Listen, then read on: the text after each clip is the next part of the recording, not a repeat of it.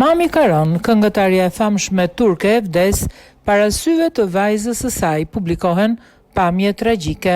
Hetimi për vdekjen e këngëtares të famshme turke, Gultut, e njohur më së miri si Gulu, e cila vdiq në 26 shtator, pasi ra nga teraca e shtëpisë së saj në Jalova, janë ende duke vazhduar.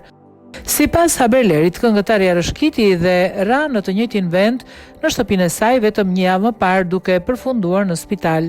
Në kohën e aksidentit fatal në 26 shtator në shtëpi, ndodheshin vetëm Gulu, vajza e saj dhe shoqja e saj, dhe hetimi deri tani ka treguar se nuk janë gjetur gjurmë dhune.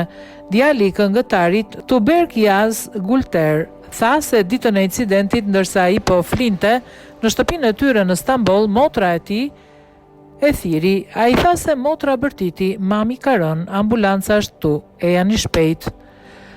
Tuber kontrolloi me njërë kamerat e sigurisë, pasi mamaja doli nga banja, po vinte muzikë me zë të lartë dhe të gëzueshme. Tha, je gati? Hajde të kërcejmë. Pastaj doli nga korniza.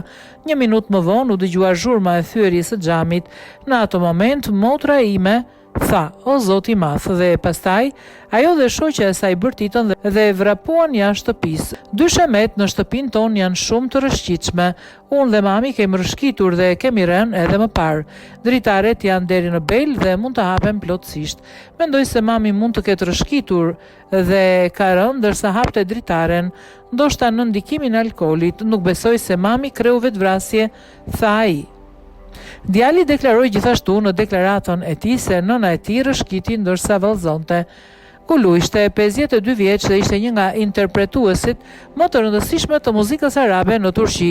Ajo tani po vajtohet nga shumë fansa si dhe kolegë të skenës, megjithatë, përveç shprehjes së trishtimit, shumë prej tyre kanë shprehur edhe shqetësim.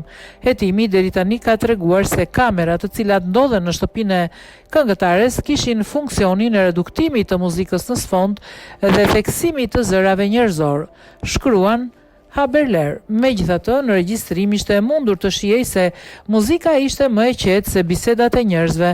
Nga ana tjetër, autopsia nuk tregoi shenja dhune, vetëm lëndime që rezultuan nga një rënje nga një balkon i katit të 5.